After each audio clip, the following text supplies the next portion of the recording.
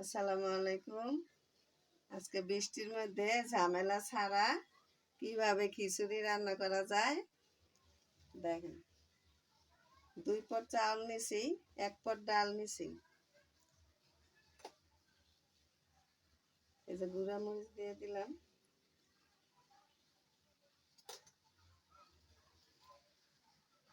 ধনিয়ার গুঁড়া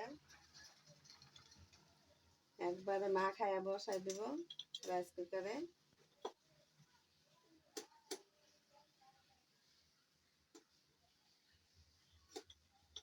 এই যে হলুদ,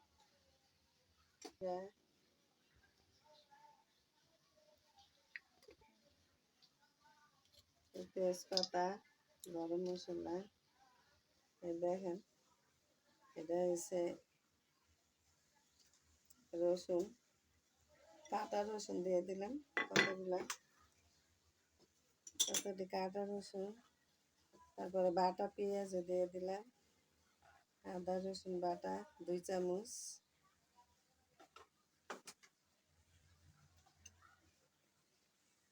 লবণ দিয়ে দিলাম পরিমাণ মতো লবণ। এখন একটু মাখায়া দেব।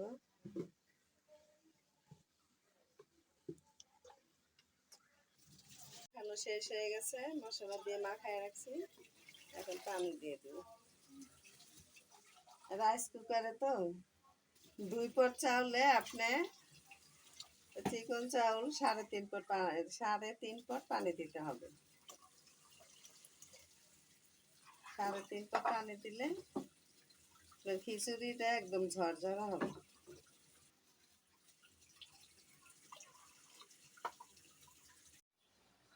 খিচুড়িটা এই যে বসানো, মাখানো, পানি দেওয়া সব শেষ।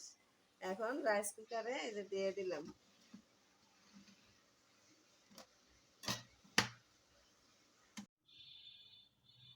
এই যে খিচুড়িটা হয়ে গেছে।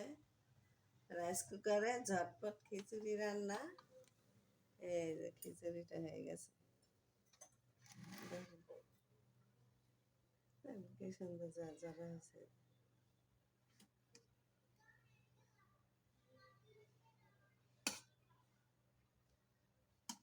খিচুড়ি রান্না এখানে শেষ। আজকের মতো খিচুড়ি রান্না দেখা শেষ করলাম। ট্রাই করবেন। আল্লাহ হাফেজ।